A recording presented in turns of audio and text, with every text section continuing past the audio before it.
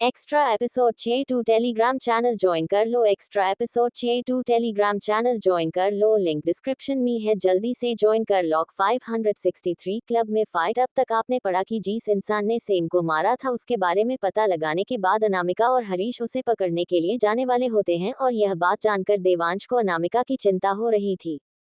अब आगे हम कर देंगे। अनामिका उसे इंतजार करते हुए नहीं देखना चाहती थी, इसलिए कहा, अगर मैं आधी रात तक वापस नहीं आऊं तो इंतजार मत करना मेरा, बस सो जाना।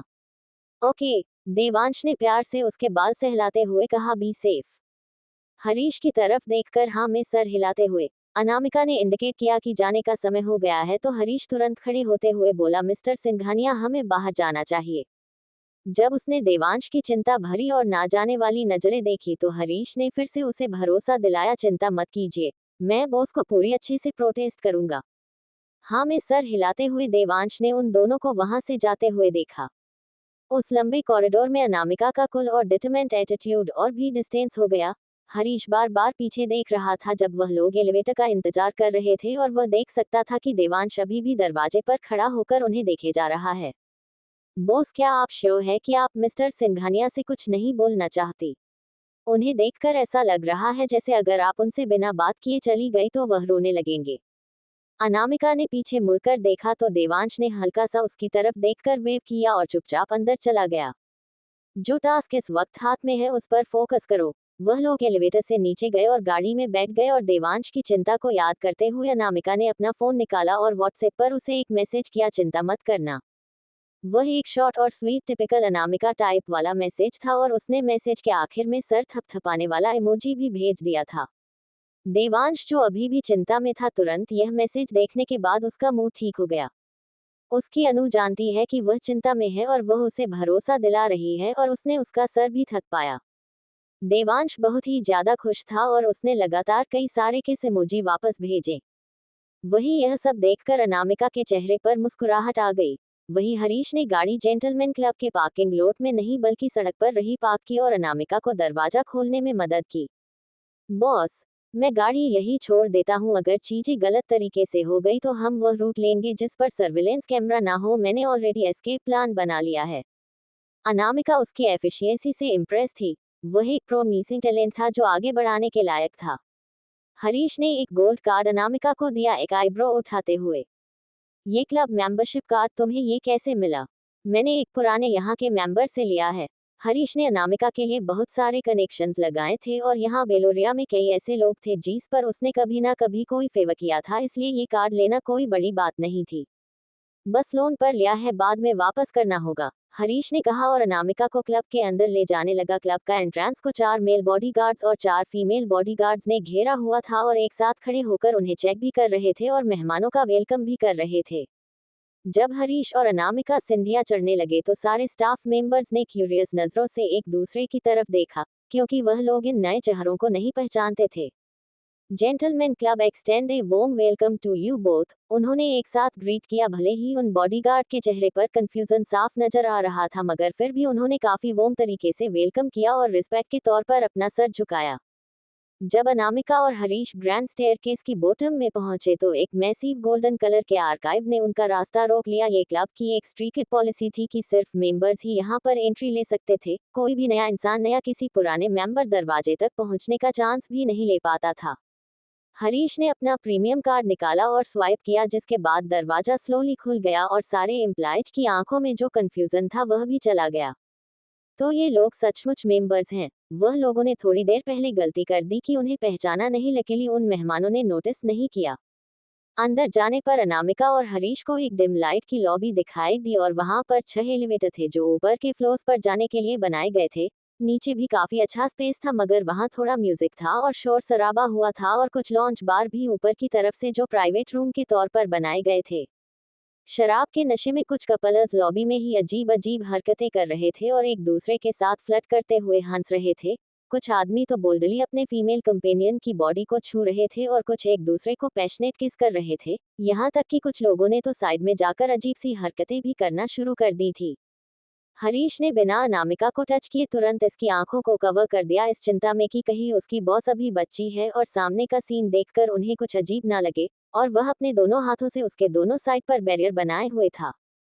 सेकंड फ्लोर पर हाउस बार था और वही थर्ड फ्लोर को प्राइवेट बूथ उसके लिए रिजर्व किया गया था। बॉस पहले सेकंड फ्लोर चेकआउट करते हैं। हरीश ने एलिवेटर में सेकंड फ्लोर का बटन दबाया, लेकिन जब वह लोग पहुंचे तो एलिवेटर का दरवाजा हल्का सा खुला और एक बहुत तेज म्यूजिक की आवाज उनके कानों में पहुंची और इतनी तेज वॉल्यूम से हरीश के माथे पर भी शिकन आ गई। क्या ये लोग बहरा होने का प्लान कर रहे हैं? एक रॉक बैंड स्टेज पर अपना म्यूजिक बजाए जा रही थी और उनके नीचे भीड़ डांस कर रही थी, कुछ होल में कूद रहे थे। हर एक इंसान अपनी दुनिया में खोया हुआ था। हरीश अनामिका को एक शांत टेबल के कोने पर ले आया, इस चिंता में यह शायद उन्हें भीड़ से परेशानी होगी। थोड़ी देर बाद एक वेटर ने अप्रोच किया तो हरीश ने कुछ मोजितोस ऑर्डर किया और फिर अपने फोन की तरफ इशारा करते हुए अनामिका को मैसेज किया, बॉस यहाँ पर बात करने के लिए बहुत ज्यादा शोर है, मैं व्हाट्सएप इस्तेमाल कर रहा हूँ। अभी मेरे एक दोस्त ने सर्विलेंस कैमरा हैक कर लिए हैं क्लब के, अगर वाइपर दिखाई दिया तो वह हमें तुरंत बता देगा। अनामिका ने हाँ में सर हिलाया और जो वाटर मोजितो लेकर आया था उसका एक सिप लिया। भले ही उसने कैजुअल कपड़े पहने हुए थे और बाल बंधे हुए थे, मगर अनामिका की खूबसूरती अनडिनायबल थी, जिसकी वजह से कई लोगों का अटेंशन उसके ऊपर चला गया। जल्दी ही एक आदमी डांस करते हुए अनामिका की तरफ आने लगा तो हरीश की खतरनाक नजरें महसूस करके वह आदमी जल्दी से पीछे भाग गया। थोड़ी देर बाद एक चेहरे पर चोट के निशान वाले आदमी ने अपने दोस्तों के साथ अनामिका की तरफ बढ़ना शुरू किया और वह हरीश की नजरों को पूरी तरह से इग्नोर कर रहा था, यहाँ तक कि उसे प्रवोक करने की भी कोशिश कर रहा था। तभी एक वेटर ने वहां पर फ्रूट्स लाकर रखा तो हरीश ने तेजी से मुक्का मारा, जिसकी वजह से न सिर्फ सारे फ्रूट बिखर गए बल्कि वह प्लेट और बोल भी टूट गया, जिसकी वजह से वह चेहरे पर निशान वाला आदमी डर गया और उसके साथियों ने थूक निगला और उन्हें रियलाइज हुआ कि उन्होंने हरीश की ताकत को अंडरस्टिमेट कर दिया। अपना मोजितो खत्म करने के बाद हरीश अपने हाथ में खाली गिलास लेकर खड़ा हुआ तो जितने भी बिन बुलाए मेहमान थे वह तुरंत वहां से भाग गए। इतने लाउड एनवायरनमेंट में हरीश ने अनामिका को देखकर चिल्लाते हुए बोला, ये लूजर्स, इन्हें आपको अप्रोच करने से पहले अपनी शक्ल आईने में देखनी चाहिए। क्या इन लूजर्स को सचमुच लगता है कि उन लोगों को कोई चांस है उसकी बॉस के साथ? क्या वह लोग सोचते हैं कि वह उसकी लीग में है? अनामिका मुस्कुराए और वह रिलीफ फील कर रही थी कि कभी शर्मिला और डरा हुआ रहने वाला हरीश पूरी तरह से बड़ा और बहादुर हो गया है। ठीक उसी वक्त हरीश की एक आदमी ने रिपोर्ट किया, वाइपर आ गया है। ये सुनकर हरीश ने अनामिका को एक नोइंग लुक दिया। दोनों ने ओकेजनली एंट्रेंस की तरफ देखना शुरू कर दिया और 1 मिनट बीत गया, कोई नहीं आया। फिर 2 मिनट बीत गया, लेकिन वाइपर कहीं दिखाई नहीं दे रहा था। ये देखकर हरीश ने अपने आदमी को मैसेज किया, क्या तुम श्योर हो कि वाइपर आ गया है अंदर? हाँ, बिल्कुल, वह 2 मिनट पहले ही अंदर गया, क्या तुम लोगों ने उसे देखा नहीं? हरीश ने अपना फोन अनामिका को दिया, जो तुरंत खड़ी हुई और उस तेजी से आवाज वाले पब से बाहर निकली। हरीश भी तुरंत उसके पीछे पीछे जाने लगा। सेकंड फ्लोर बहुत ही ज्यादा तेज शोर शराबी वाला बार था, मगर उसके ऊपर वाला फ्लोर एक प्राइवेट रूम वाला हिस्सा था। जब वह लोग बार के उसे चिल्लाने वाले एटमॉस्फेयर से बाहर निकले तो हरीश के कानों को फाइनली थोड़ा आराम महसूस हुआ और उसने जल्दी से अनामिका से पूछा, क्या आपको लगता है बॉस कि वह हमारी नजरों से बचकर प्राइवेट रूम में चल रहा गया होगा? वहां पर इतने सारे रूम थे कि अगर उन लोगों ने एक रूम को खोलकर देखना शुरू किया तो 1 हफ्ता लग जाएगा, या फिर रिस्क होगा कि वह लोग अपने होने के बारे में उसे अंदाज दे देंगे। चलो ऊपर चलकर देखते हैं, अनामिका ने कहा और एलिवेटर के बजाय फायर एस्केप वाला रास्ता चुना। जैसे ही उन्होंने सीढ़ियों का दरवाजा खोला उन्हें ऊपर से कुछ गिरने की तेज आवाज सुनाई दी, कोई या फिर कुछ चीजें जरूर नीचे गिरी होगी। वह लोग आगे बढ़ने वाले थे और इन सब से दूर ही रहने वाले थे, तभी उन्होंने किसी की हार्श आवाज सुनी जो मदद के लिए सीढ़ियों के ऊपर से चिल्ला रहा था। अनामिका ने अपने कदम तेज कर दिया और हरीश भी लंबी लंबी सांसें लेते हुए अपनी बॉस के पीछे भागने लगा। उन दोनों के बीच की दूरी बढ़ती ही जा रही थी, उसकी बॉस बहुत ही ज्यादा फास्ट थी। ज्यादा वक्त नहीं लगा उन्हें 6th फ्लोर पर पहुंचने में। हॉलवे में एक आदमी दिखाई दिया जिसके चेहरे पर चोट के निशान थे और वह बहुत ही खतरनाक नजरों से एक रस्सी को एक आदमी के गले के आसपास पकड़े हुए उसे घुरे जा रहा था, और जिस आदमी के गले के आसपास उसने रस्सी लगाई हुई थी उसे वाइपर कह रहे थे, और बाकी 2 काले कपड़े वाले आदमी और एक ग्रे कपड़े वाले आदमी ने वाइपर के हाथ पैर पकड़े हुए थे ताकि वह स्ट्रगल ना कर सके। अनामिका ने आगे जाकर एक स्विफ्ट किक मारी, जिसकी वजह से रस्सी ढीली पड़ गई और वाइपर को फाइनलिस्ट सांस आए। उसका चेहरा पूरा लाल पड़ गया था और वह लगभग मरने ही वाला था। कौन हो तुम? उस खतरनाक आदमी ने गुस्से में चिल्लाते हुए कहा, और वह गुस्से में अनामिका को घूरने लगा और वही बाकी 3 आदमियों ने खतरे को महसूस करके अपनी मर्डरेस इंटेंशन के साथ अनामिका को घूरना शुरू कर दिया। रुक जाए बॉस। हरीश फाइनली वहां तक पहुंच गया, मगर काले कपड़े वाला आदमी ने ऑलरेडी बैकअप को बुला लिया था। हमें यहाँ पर कुछ प्रॉब्लम हो रही है। और वही वाइपर ने खिड़की के सारे भागने की कोशिश की, मगर अनामिका ने उसे पीठ पर मारकर उसे रोक लिया। मगर वह उसे ठीक से पकड़ पाए उससे पहले ही उस खतरनाक दिखने वाले आदमी ने उसे पकड़ लिया और हरीश अनामिका की मदद कर पाता उससे पहले ही सीडीओ का दरवाजा तेजी से खुला और उन लोगों को बुलाए हुए रेइंफोर्समेंट अंदर आने लगे। इतनी सारे लोगों को देखकर वह वाइपर रूफटॉप की तरफ भागा और हरीश उसे पकड़ने के लिए उसके पीछे भागना चाहता था। लेकिन जब उसने देखा कि अनामिका इतने सारे लोगों से अकेले लड़ रही है तो उसके पास मदद करने के अलावा और कोई रास्ता नहीं था। उसके पीछे जाओ, मेरी चिंता मत करो, अनामिका ने चिल्लाते हुए कहा और एक आदमी को अपने तेज पैरों से एक किक मारी जो भीड़ में होते हुए दूसरे लोगों के ऊपर जाकर गिर गया। उनमें से कुछ आदमियों को उसने बुरी तरह मारा और फिर अपने पीछे से हरीश को निकालते हुए उसे तुरंत वाइपर के पीछे जाने के लिए कहा। तो हरीश के पास उसकी बात मानकर वाइपर के पीछे जाने के अलावा और कोई रास्ता नहीं था। वही जब दूसरे लोगों ने भी उसे फॉलो करने की कोशिश की तो अनामिका ने एक एक करके उन्हें मार गिराना शुरू किया और उनका रास्ता और सीढ़ियां दोनों ही उसने रुकी हुई थी। उनमें से कुछ को रियलाइज हो गया कि वह लोग लड़ाई में अनामिका मुकाबला नहीं कर सकते, इसलिए वह लोग तुरंत पीछे हट गए और दूसरी सीढ़ियों से छत पर जाने लगे। वहां पर दो सीढ़ियां थी छत पर जाने के लिए, एक कॉरिडोर की शुरुआत में और एक आखिर में। वही वाइपर रूफटॉप पर पहुंचा और दूसरी सीढ़ियों की तरफ भागने के लिए, लेकिन जो दूसरा ग्रुप वहां पहुंचा था उसने उसे पकड़ लिया। हरीश तेजी से वहां पहुंचा और उन न्यू कॉमर्स को मारने लगा। जब अपने आसपास भीड़ को बढ़ाते हुए देखकर वाइपर किसी भी कीमत पर वहां से भागने के लिए तैयार था, चाहे उसे 7वीं मंजिल से कूदना ही क्यों ना पड़े। हे, ऐसा मत करना, मैं इनकी तरह नहीं हूँ। हरीश ने उसे पकड़ने की कोशिश की, मगर उसके आसपास के बहुत सारे लोग उस पर हमला कर रहे थे और वह उनसे छूट पाता उससे पहले ही वाइपर आगे पर जाकर कूद गया है। हरीश ने कुछ अटैकर्स को मारा और तुरंत आगे की तरफ भागा और उसने नीचे देखा तो वाइपर डायरेक्ट नीचे नहीं गया था, बल्कि रूफटॉप से एक लेवल नीचे 7th फ्लोर की प्राइवेट रूम की बालकनी में खुद था और एक भी फ्लो मिस ना करते हुए रेलिंग पकड़ते हुए एक से दूसरी बालकनी में कूदते हुए नीचे उतरे जा रहा था। और हरीश के पास उसका ही तरीका फॉलो करने के अलावा और कोई रास्ता नहीं था। बाकी भी पीछे नहीं हटाना चाहते थे, इसलिए वह लोग भी उन्हें फॉलो कर रहे थे और एक के बाद एक बालकनी में एक कूद रहे थे। जब वाइपर 4th बालकनी में लैंड हुआ तो जो थोड़ी देर पहले उसे चोटें लगी थी उसका दर्द उसके बर्दाश्त के बाहर आ गया। उसे 2 बार चाकू मारा गया था और खून पूरी तरह से उसके शरीर पर लगा हुआ था और अब वह नीचे जमीन पर भी गिर रहा था। वही जब अनामिका सबको सीढ़ियों पर संभाल कर और रूफटॉप पर पहुंची तो उसने देखा कि कोई नीचे की तरफ कूदा। वहां पहुंचने पर उसने देखा कि 7 से 8 आदमी बालकनी में 6 फ्लोर की वाईपी रूम में कूदे और उसके बाद फिफत में, और वह लोग हरीश का पीछा कर रहे थे और हरीश वाइपर का।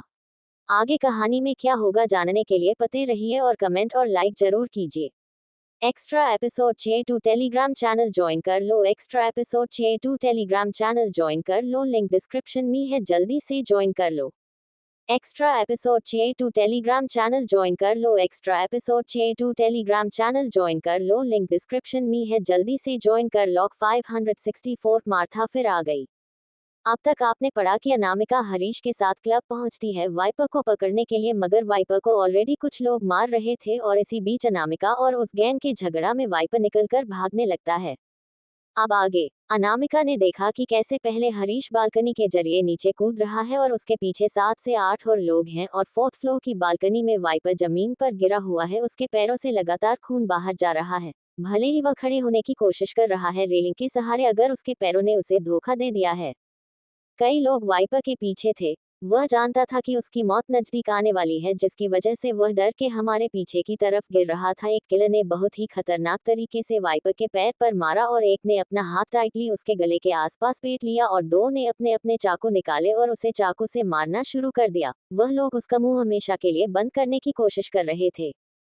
अनामिका लाइट की स्पीड से मूव करते हुए नीचे 6th फ्लोर की बालकनी से फिर 5th और फिर 4th तक पहुंची। वही उस महंगे क्लब में 2 दिल टूटे हुए आशिक ड्रिंक कर रहे थे। खिड़की के पास खड़े होकर वह अपने अपने गिलास पकड़े हुए विस्की पी रहे थे। वह लोग अपने टूटे हुए दिल का दुख मना ही रहे थे जब उन्होंने एक लड़की को देखा, बिल्कुल हवा की रफ्तार से एक के बाद एक फ्लोर से नीचे जाते हुए। क्या वह? तन्मय ने अपनी आंखें रब की, उसे शक हो रहा था कि कहीं उसकी आंखें तो खराब नहीं हो गई। दक्ष भी हैरान हो गया और तन्मय को नजदीक खींचते हुए उसने पूछा, क्या वह देवांश की फियोंसे अनामिका थी? तुम्हें भी यही लगता है? लगता है मतलब? मैं ऑलमोस्ट श्योर हूँ कि वह वही थी। वह फिगर, वह प्रेजेंस और कौन हो सकता है। भले ही वह लोग दूर थे मगर वह लोग उसके फीचर्स क्लियरली देख सकते थे और वही फैमिलियर फीलिंग, कोई डाउट नहीं है, वही थी। लेकिन वह इतनी लेट को यहाँ क्या कर रही है? उन्होंने उसे फोर्थ फ्लोर की बालकनी में लैंड होते हुए देखा और स्विफ्टली उसने दो नाइफ पकड़े हुए अटैकर्स को मारा और उसके बाद बाकी सब और जो गुंडे थे उनसे वह लड़ने लगी। क्या वह फाइट कर रही है? दक्ष हैरान हो गया। नहीं, नहीं, ये तो मर्डर के जैसा है। उन लोगों ने देखा कि किसी को चाकू मारा गया है और वह बालकनी के रेलिंग अगेंस्ट लिन होकर खड़ा है और अनामिका उसे बचाने की कोशिश कर रही है। हो क्या रहा है? क्या अनामिका के किसी आदमी को चोट लगी है या फिर अनामिका बस यहाँ पर हीरो के तौर पर उसे बचाने आई है? अपने पॉइंट से वह लोग देख सकते थे कि कई लोग बालकनी के जरिए ही कूदते हुए आ रहे हैं और सब अनामिका के डायरेक्शन में ही बढ़ रहे हैं।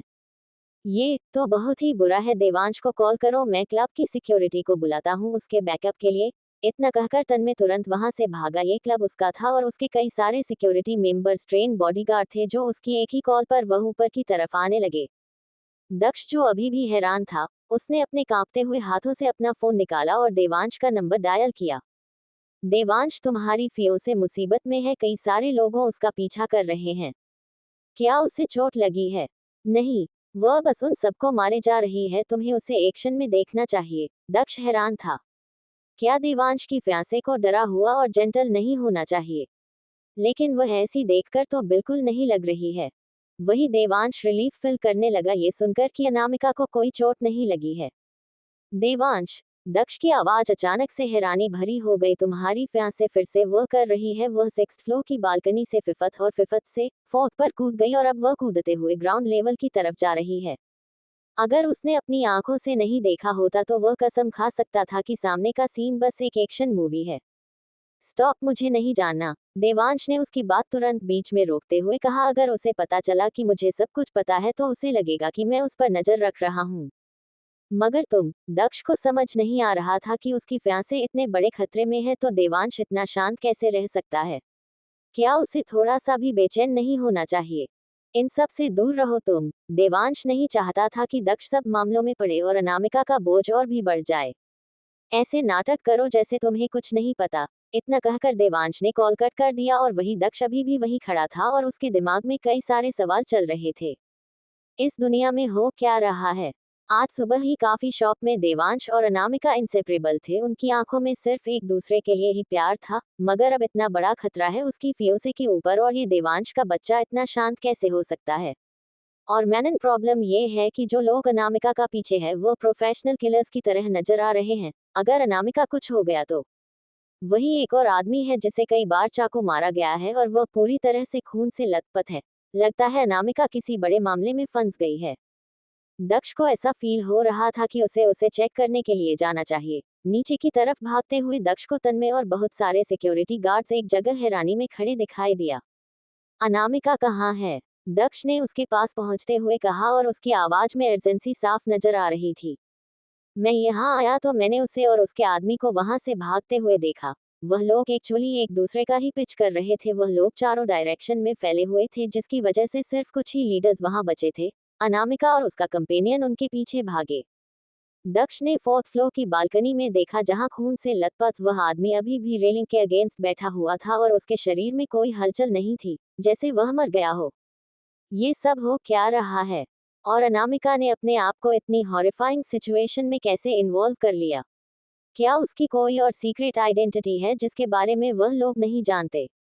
बॉस, हम आगे वाली गाड़ी का पीछा क्यों कर रहे हैं? हरीश ने गैस पैडल पर पैर रखा मगर कंफ्यूज था कि क्यों अनामिका वाइपर की मौत के बाद उन लोगों के पीछे भाग रही है। अगर उन किलर्स ने उसे नहीं घेरा होता तो वह फोर्थ फ्लोर पर जाकर वाइपर को बचा लेता और हेल्पलेसली उसे अपने ही सामने मरता हुआ नहीं देखता। जब वह मर रहा था तो उसने उस कट वाले आदमी की तरफ इशारा किया और मुझसे सिर्फ दो बातें बोली, टावर से। टावर बे, वह तो एक डायरेक्ट लिंक बिल्डिंग साइट है। सालों पहले एक बड़े बिग शॉट डेवलपर ने वहां पर एक फैंसी रेसिडेंशियल एरिया बनाने का प्लान किया था।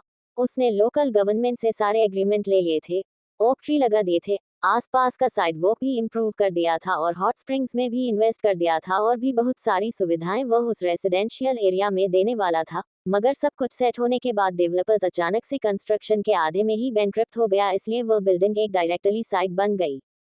जब हरीश बोल रहा था तो वह अपने आप को शक करने से रोक नहीं पाया। बॉस, क्या ऐसा हो सकता है कि अपनी आखिरी सांस को लेते वक्त वाइपर का दिल बदल गया हो और वह हमें बताना चाहता हो कि वह जो आदमी है और वह जो चेहरे पर कट वाले सेम आदमी है, वह उसकी मौत के पीछे है और उनका हाइड आउट टावर बे है? ऐसा पॉसिबल हो सकता है। तभी अनामिका उन्हें फॉलो कर रही थी। बॉस, हरीश ने स्ट्रीट साइन की तरफ देखते हुए कहा, ये डायरेक्शन जो वह लोग ले रहे हैं टावर बे की तरफ ही जा रही है। उनके पीछे लगे रहो। एक व्हाइट कार आगे बहुत ही तेजी से रात के खाली रोड पर भागे जा रही थी, जैसे वह लोग अपनी जान बचाकर भाग रहे हो। और वही हरीश ने भी अपनी गाड़ी की स्पीड कम नहीं की थी और वह इतनी आसानी से उनका पीछा नहीं छोड़ने वाला था। वह लोग इसी तरह पीछा करते हुए एक बहुत ही पुरानी सड़क पर पहुंचे जहां आगे डेड एंड था। लेफ्ट साइड पर वही आधी अधूरी बिल्डिंग थी और दूसरी तरफ बड़े बड़े पेड़ थे। हरीश ने उन्हें फॉलो करते हुए डायरेक्ट बिल्डिंग के पार्किंग लॉट तक पहुंचा, लेकिन अचानक से उसकी नजरों के सामने से वह गाड़ियां गायब हो गई और इंजन की आवाज आना भी बंद हो गया। हरीश की गाड़ी की लाइट के अलावा चारों तरफ बहुत ही घना अंधेरा फैला हुआ था, जिसकी वजह से हरीश को भी थोड़ा डर लगने लगा। बॉस, हरीश आगे कुछ बोल पाता उससे पहले ही अनामिका ने कमांड दिया, गाड़ी रोको। हरीश रिएक्ट कर पाता उससे पहले ही अचानक से बहुत सारी गाड़ियों के इंजन की आवाज ने उन लोगों को घेर लिया और उन लोगों को बिल्डिंग की हेडलाइट ने ट्रैप कर लिया था। लोग अपनी गाड़ियों से हाथ में वेपन लिए बाहर आए। जैसे ही हरीश फिर से गाड़ी शुरू करने वाला था तभी अचानक उनकी गाड़ी की छत पर कुछ तेजी से बजा और देखने पर उनकी पूरी गाड़ी जमीन से उठाई जा रही थी। कूदो! अनामिका ने गाड़ी के दरवाजा खोला और कूद गई और हरीश भी उसे फॉलो करते हुए गाड़ी से कूद किया। उनकी गाड़ी को ऊपर ले जाया गया और फिर ड्रॉप कर दिया गया, जिसकी वजह से नीचे जमीन पर वह बहुत बुरी तरह गिरी। बॉस, अनामिका ने जल्दी हरीश को साइड में खींच लिया। उनकी गाड़ी जब नीचे गिरी तो चारों तरफ कांच बिखर गए और बहुत ही तेज आवाज आए और कुछ गाड़ी के टुकड़े भी चारों तरफ फैल गए। तभी अनामिका ने एक इंसान को भीड़ के अंदर से आते हुए देखा। वह मार्था थी। सारी भीड़ ने मार्था को रास्ता छोड़ दिया, जो काफी एरोगेंट एटीट्यूड के साथ अनामिका के सामने आकर खड़ी हुई। वह अब ओबरॉय परिवार की सर्वेंट का ड्रेस पहने हुए मार्था नहीं थी, बल्कि उसे एक शॉर्ट स्लीक हेयर कट और लेदर जैकेट और पैंट पहने हुए बोसी एशियन वाइब दे रही थी। एक खतरनाक मुस्कुराहट मार्था होठों पर थी और अनामिका के पास जाते हुए उसकी नजर बहुत ही खतरनाक थी। हैरान हो, है ना? अनामिका की यादों में मार्था लॉयल्टी दिखाती हुए एक सर्वेंट थी, जो कुछ कदम पीछे हटने पर भी दर्द में चिल्लाने लगती थी या फिर रोने लगती थी और छोटी छोटी बातों के लिए भी माफी मांगती रहती थी। मगर जो औरत इस वक्त उसके सामने खड़ी थी वह कोई मिडिल एज औरत नहीं बल्कि एक किल लग रही थी। वही हरीश जो अपने सामने इस बुढ़ी औरत की आईडी नहीं जाता था। वह बस सेंस कर सकता था कि अनामिका और उसके बीच में पहले से ही कोई कनेक्शन है। सो ये सारे तुम्हारे आदमी हैं। अनामिका अपने पैरों पर खड़ी हुई और उसके चेहरे पर एक डेविल स्माइल थी, जैसे उसे आसपास के खतरे से कोई फर्क ही नहीं पड़ रहा है। और उसने कैजुअली पूछा, किसके लिए काम करती हो तुम? क्या तुम्हें लगता है कि मैंने यहाँ तुम्हें इन्फॉर्मेशन देने के लिए बुलाया है?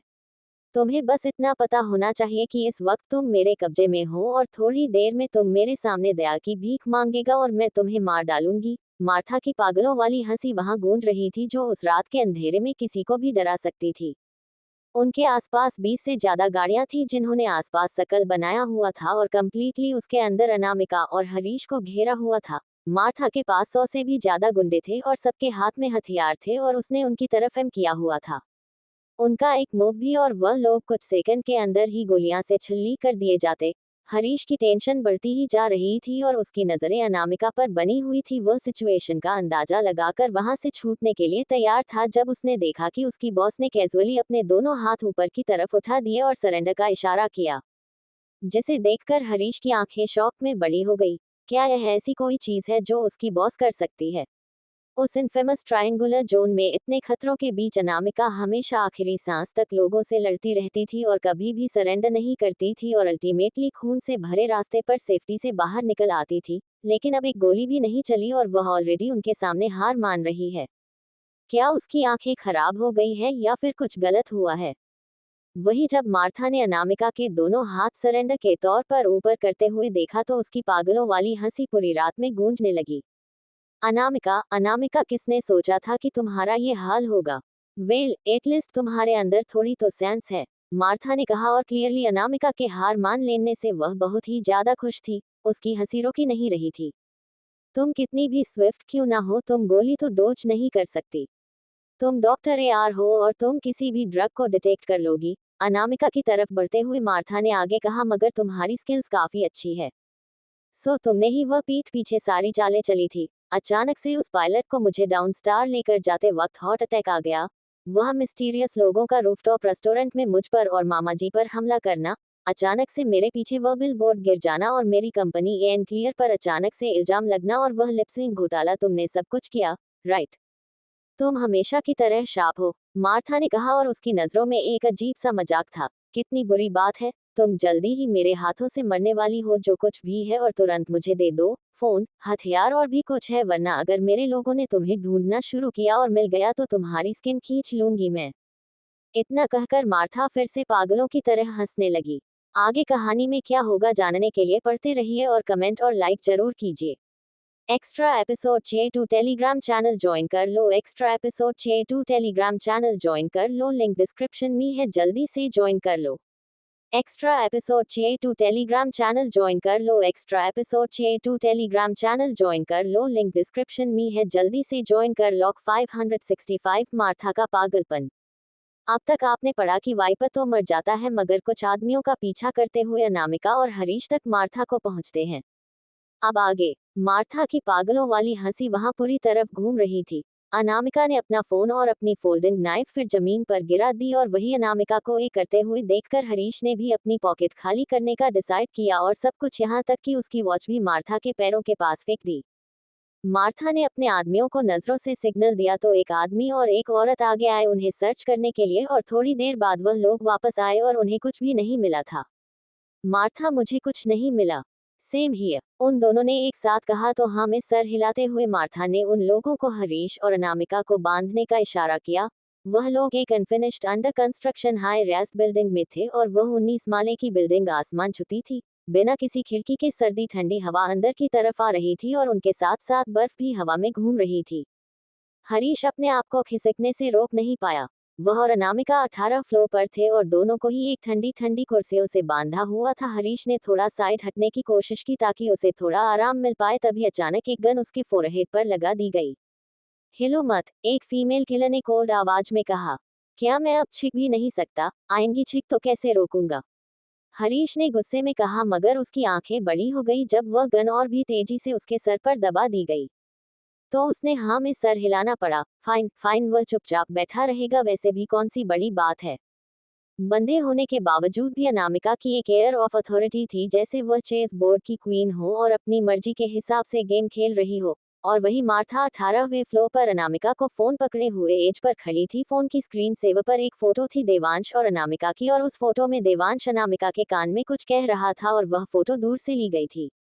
इस मोमेंट पर मार्था के अंदर पता नहीं नताशा के लिए गुस्सा आया या फिर अनामिका किसी को कम्युनिकेट ना कर सके। उसके एक्सप्रेशन बहुत ही बुरी तरह बदले और उसने गुस्से में उठाकर उस फोन को 18वीं मंजिल से उस बिल्डिंग से नीचे फेंक दिया है। वह मेरी बॉस का फोन था। हरीश ने एक बहुत तेज आवाज सुनी और इमेजिन कर लिया कि वह फोन टुकड़ों में टूट गया होगा। ये औरत पागल हो गई है, वह लोग फोन ऑफ भी कर सकते थे, उन्हें फेंकने की क्या जरूरत थी। वह फोन एक्चुअली अनामिका ने डेवलप किया था और उसमें कई सारे फीचर्स थे और कई सारे कॉन्फिडेंशियल चीजें भी। और वही उस किलर ने और भी तेजी से हरीश के सर पर गन लगा दी, जैसे बिना कुछ कहे उसे चुप रहने को कर रहा हो। मार्था ने मुड़कर अनामिका को देखा, जिसका प्राउड ऑरा चलक गया था और उसके लॉयल हरीश को भी बहुत बुरी तरह चेयर से बांध हुआ था और उनके पीछे उसके सैकड़ों गार्ड्स गन्स के साथ खड़े थे। इस वक्त वह दोनों कंप्लीटली उसकी दया पर थे। ये सोचकर ही एक बहुत खतरनाक हंसी उसके होठों पर आ गई। उसने इस दिन का बहुत लंबे समय से इंतजार किया है। उसने उन 6 महीनों के बारे में सोचा जो वह अनामिका के सामने रहकर उसे बेइज्जती बर्दाश्त करनी पड़ी और उस तरीके से जैसे उसकी प्यारी बेटी नताशा को इस घटिया लड़की ने परेशान किया। आज वह सबका बदला एक साथ ले लेगी। उसकी आंखों में खतरनाक चमक और मर्डर इंटेंशन दिखाई दे रहे थे और वह एक एक कदम आगे लेते हुए अनामिका की तरफ बढ़ते जा रही थी। और वही हरीश को समझ नहीं आ रहा था कि क्यों यह पागल बुढ़िया को हंसी के दौरे पड़ रहे हैं। क्या इसके सर पर चोट लग गई है? मार्था ने अनामिका के पास जाकर बहुत ही बुरी तरह उसके बालों को पकड़ते हुए जहरीली आवाज में कहा, तुम्हारे पास इतनी सारी आइडेंटिटी है, तुम बाहर की दुनिया में कितना सक्सेस हासिल कर सकती थी, तो तुम्हें ओबरॉय परिवार का बेटी का टाइटल पाने के लिए क्यों वापस लौटना था? तुम बहुत अच्छे से जी रही थी बाहर की दुनिया में भी और जी सकती थी। नहीं, तुम्हें वापस लौटकर सब कुछ चाहिए था। मेरी बॉस को छूने की हिम्मत भी मत करना, अगर हिम्मत है तो मेरे पास आओ, हरीश ने गुस्से में चिल्लाते हुए कहा। क्या तुम्हें लगता है कि तुम उनके बाल छूने के लायक भी हो? ये सुनकर मार्था ने हरीश की तरफ मुड़कर मजाक उड़ाने वाली मुस्कुराहट के साथ कहा, वह देखो तो तुम्हारा लॉयल कुत्ता भौंक रहा है। लगता है तुम सचमुच लोगों का दिल जीतने में एक्सपर्ट हो। ओब्रोया परिवार के घर में तुमने सारे लॉयल सर्वेंट नताशा के खिलाफ करके अपनी तरफ कर लिया। इम्प्रेसिव, कोई इसके मुंह में कपड़ा डालो। हरीश के मुंह में कपड़ा डालकर उसका मुंह बंद कर दिया गया, मगर फिर भी वह कुछ आवाजें निकाल रहा था, और अगर उसके हाथ इस वक्त खुल गए होते तो इस बुढ़िया को वह एक अच्छा सबक सिखाता। डैम इट, उन्हें जो करना है उसके साथ क्यों नहीं करते? उनकी बॉस पर वह लोग क्यों उंगली उठा रहे हैं? अगर उसकी बॉस को कुछ हुआ तो वह उन्हें छोड़ेगा नहीं। वही अनामिका ने अपनी चिन टिल्ट करके हरीश की तरफ देखते हुए आंखों से ही कहा, रिलैक्स, मैं इस सिचुएशन को संभाल लूंगी। जो लोग उन्हें नहीं जानते थे उनके हिसाब से वह शायद डरी हुई थी और हरीश को शांत रहने के लिए कह रही थी ताकि प्रॉब्लम ना बढ़े, मगर हरीश जो अनामिका के साथ इतना वक्त बिता चुका था तुरंत इसकी नजरों का मतलब समझ गया, वह भी बहुत ही लाउड और क्लियर तरीके से। मन ही मन हंसते हुए उसने काफी खतरनाक नजरों से उस फीमेल किलर को घूर कर देखा। उसका पोस्टर बहुत ही ज्यादा खतरनाक और रिबेलियस था, और जैसे वह अपने सामने खड़े गुंडों को चैलेंज कर रहा हो।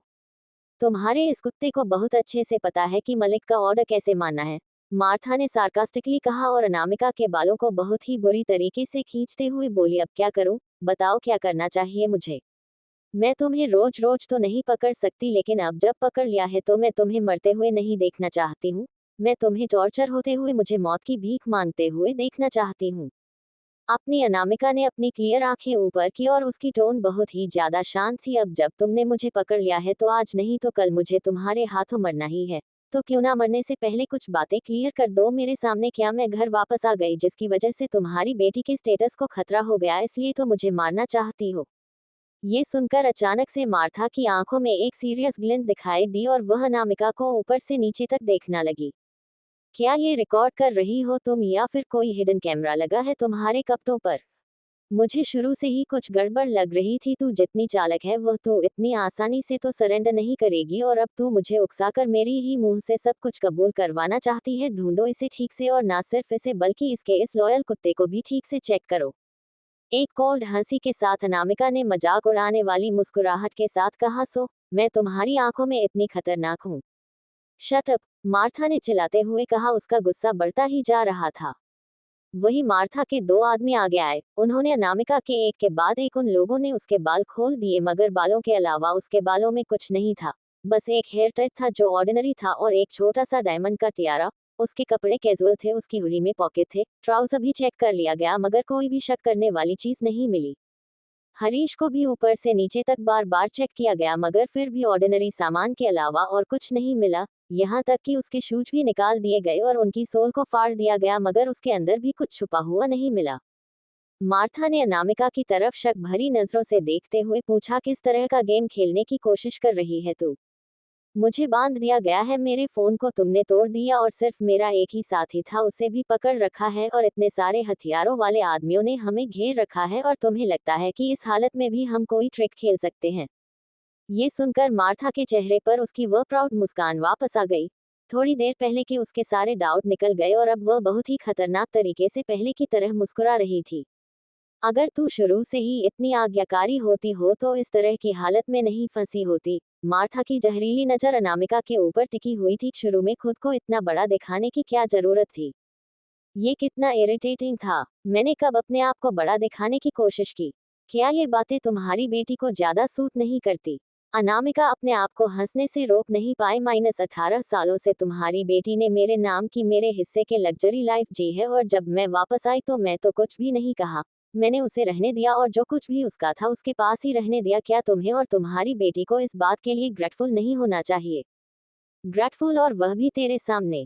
मार्था ने सार्कास्टिकली कहा, जैसे उसने दुनिया की सबसे घटिया चीज सुन ली हो, और कोल्डली हंसते हुए बोली, अगर तू नताशा के साथ थोड़ी हम्बल और फ्रेंडली हुई होती तो मैं तुझे छोड़ देती, लेकिन तूने क्या किया? तू बार बार उसे हट करती रही। ये सुनकर अनामिका और कंफ्यूज हो गई। उसने कब नताशा को हट किया है? जिस दिन से वह घर लौट कर रही थी नताशा ही उसे हट करती रहती थी और घटिया कमेंट पास करती रहती थी।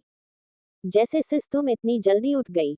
तुम्हें यहाँ आने के बाद से अपनी आदतें बदलने की जरूरत नहीं है, तुम वैसे ही सो सकती हो जैसे तुम अपने घर पर सोती थी। तुमने पक्का कई सारे फैंसी ऑप्शन अटेंड नहीं किए होंगे है ना, इसलिए नॉर्मल सी बात है कि तुम इसे हैंडल नहीं कर पाओगी। मुझे देवेंद्र दादाजी का टेम्पर बहुत अच्छे से पता है।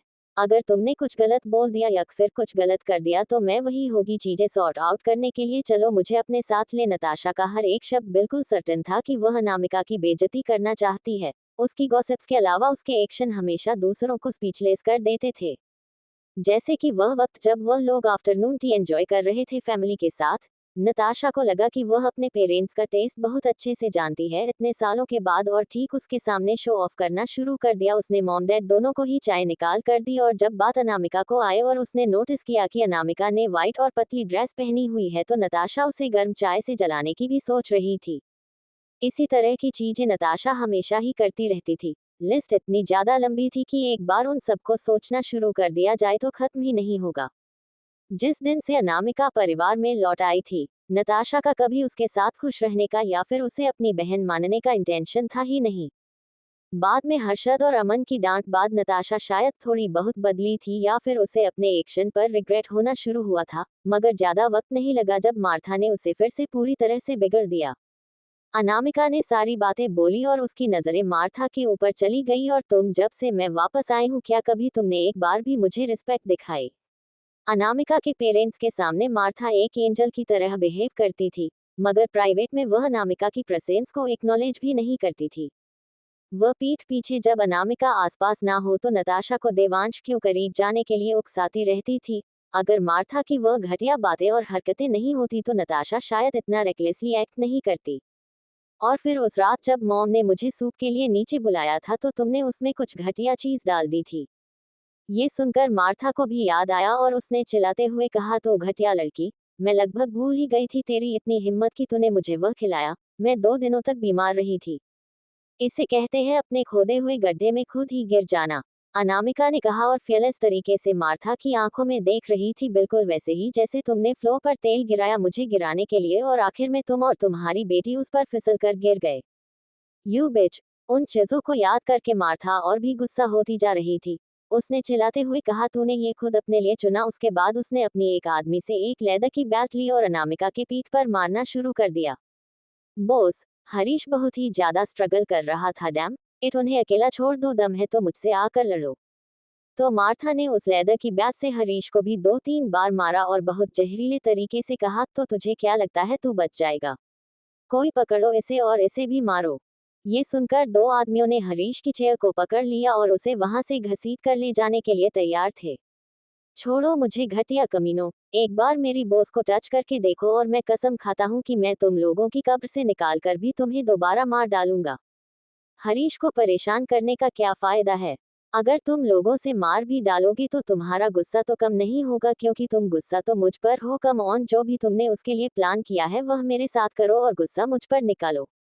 तू काफी प्रोटेक्टिव है अपने उस कुत्ते के लिए। मार्था ने उम्मीद नहीं की थी कि इस क्रिटिकल मोमेंट पर भी अनामिका की आंखों में एक डर नहीं दिखाई देगा। क्लियरली वह टफ हो गई है अपनी जिंदगी की रफ लाइफ को हैंडल करते हुए और उसकी मेंटल स्ट्रेंथ अलग है। आगे कहानी में क्या होगा जानने के लिए पढ़ते रहिए और कमेंट और लाइक जरूर कीजिए।